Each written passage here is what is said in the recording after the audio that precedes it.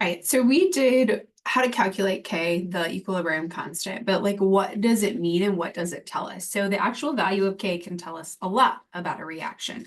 How far does it go to completion? So that's really kind of the whole premise of most of Chem 2, or at least the first half of Chem 2, is that reactions most of the time don't actually go to completion. So we have to take that into account when we're doing stoichiometry, this whole like equilibrium issue.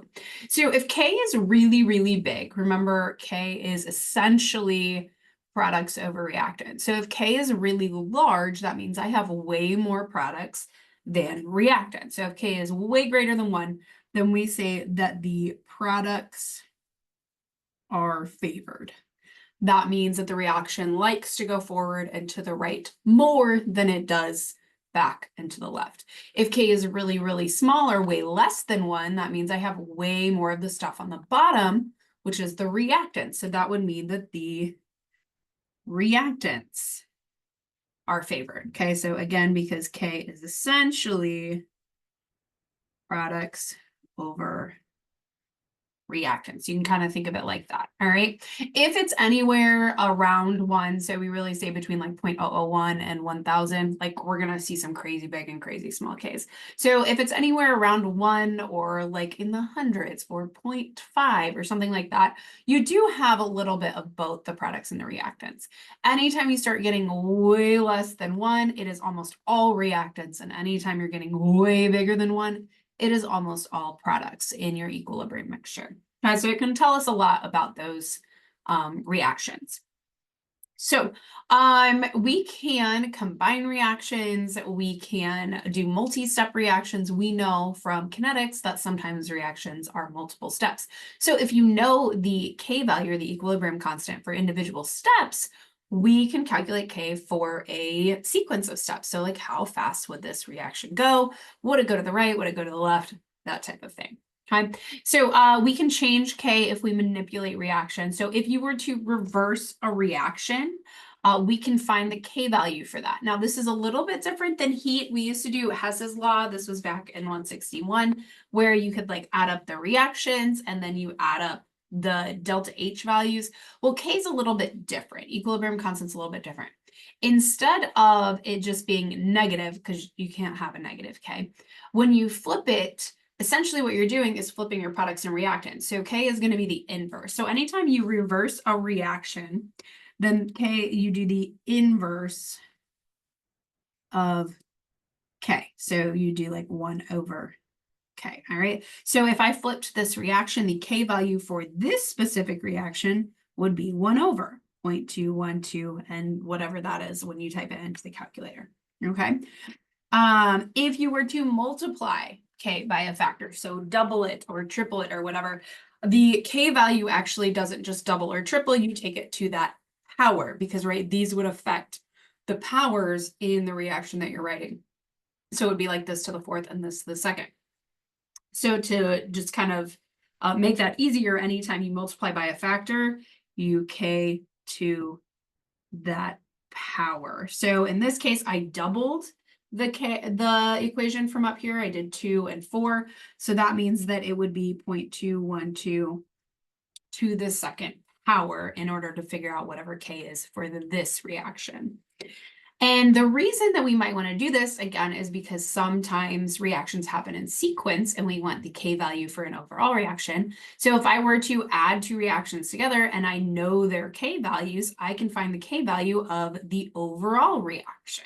Again, very mechanistic wise. So if you're adding reactions, though, instead of adding the K values, you're actually going to multiply the K values. So if you're adding your reactions over here, you're multiplying your K value over here times 7.2. And whatever that is would be the K value for the overall reaction. So you can kind of think of the K values when you're doing this as you're doing it to like you're going further, right? If you're flipping it, instead of just doing negative, you're doing the inverse.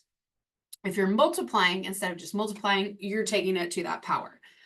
Instead of adding, you're going to actually multiply the K. So anytime you do something with the K value, you're kind of doing it one step further mathematically, if you want to think about it that way. At least that's how I kind of think about it. Okay, so that's how we kind of manipulate K to figure out K for other reactions. I do have an example here, an example 2. Oh, I was gonna write right here, you multiply your K values. Okay, so example on the next page is a practice of this. So we're actually going to go to the example before we go up here to the types of equilibrium. So example number 2 right here really has to do with manipulating K. So for the reaction A plus 2B makes AB2, the K value with concentrations is 12. Now that's what this says. So what would be the K value for the reaction if I wrote it this way? And so if you compare this to this, all I did was flip it, right? So the K value for this reaction would be 1 over 12, whatever that is, which is 0.083. So I recommend pausing right here and trying B and C, and then I'll walk through them. Okay, so B, let's see, what did we do to the reaction? This reaction was doubled to do this, so that means K goes to the second power. You don't just double K, you take it to that power. So it'd be 12 squared, which of course is 144. Okay, so that is the K value for this reaction. So essentially you can see kind of that the K value for this reaction versus this reaction, this favors the products more. It's a little bit bigger. If you flip it, this one is lower than 1. It favors the reactants, which makes sense because we're flipping the reaction and we know that it favors whatever the AB2 is just based on the number of K. All right, and finally, C is what is the value of Kc for this reaction? I flipped it and doubled it, so it doesn't actually matter what order you do it in.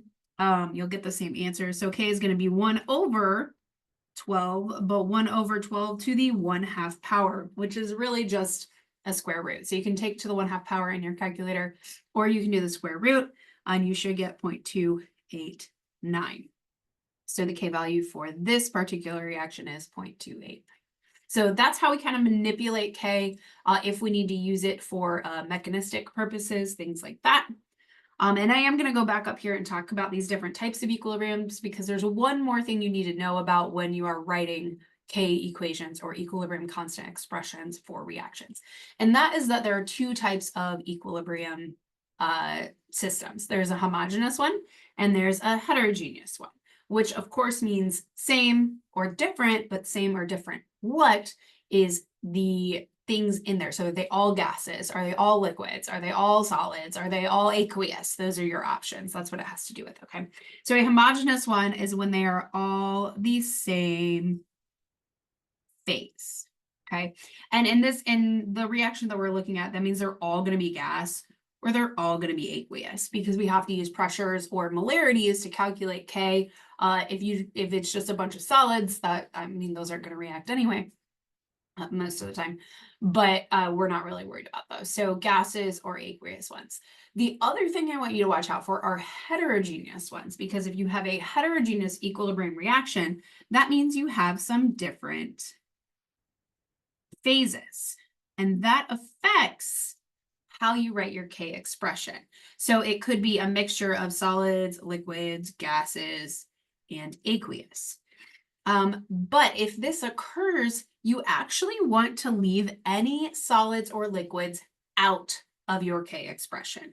Okay, these should not be included, not included in K. Now, I will tell you why, because if you think about it, gases, we can have a pressure or we can have a concentration. Like you can do moles per liter of a gas. Same thing with aqueous, right? You can have a concentration. But what's the concentration of a pure solid? Well, it's 100% the thing. It's not dissolved in anything else. So you can't have a molarity of a pure solid. It's just the solid. Same thing with the liquid. If you have pure water, it doesn't have a concentration. It is just all water. So the actual concentration of solids and liquids in in equilibrium reactions doesn't matter. As long as they're present, the reaction is going to reach equilibrium. So anytime you see solids or liquids, you leave them out of the K equation. You still do products over reactants, no solids or liquids included. So for this example here, this is what happens to calcium carbonate. Calcium carbonate breaks down into calcium oxide and carbon dioxide. And this is solid and this is solid. So those amounts won't actually affect the equilibrium of the reaction. Only the amount of CO2 will affect the equilibrium of the reaction. So if I were to write products over reactants, well, products, the only one I include is CO2. Right? It doesn't have a coefficient, and there are no reactants that I include, so it is just that. So what this says is the equilibrium constant is only dependent on the carbon dioxide concentration. That's what this is telling us. So we are going to go down and write a couple of examples using homogeneous and heterogeneous equilibrium in example number 4. So I gave you a reaction here. Notice there's some solids in here. So if I were to write the Kc expression, those should be left out. And if I were to write the Kp expression, those should also be left out because you can't have a pressure of a solid. All right, so these are good practice. So I would pause here and do it, and then I'll go through it. Okay, so Kc means the equilibrium constant of concentrations. Okay, so that would be molarity. So I'm going to do product. So I would have H2 to the 4th power, and then I don't include solids. So iron, what is that? Iron oxide. 4, 3, 2, iron 3 oxide, iron, I don't even know. That, hang on, I'm trying to do math in my head really quick. Okay, that's why I was getting off there. These irons have multiple different charges, so I'm just going to call iron oxide for now. So that doesn't get included because it's a solid, and then on the bottom would be my reactants. Again, iron solid is going to be left out because it's a solid, and so it is only dependent on the water. Pen went out a little bit there, which should be to the 4th power. Okay, so it looks like this. Sorry, my 2's a little funky. And then your Kp should look very similar, except it is partial pressure. So the way that we write those are pressure H2 to the 4th over pressure H2O also to the 4th. And of course, mathematically, you could put these in parentheses and put the 4 on the outside of the fraction, whatever you want to do. But what this is saying is the equilibrium constant is dependent on the hydrogen and the water concentrations, not the solid concentrations.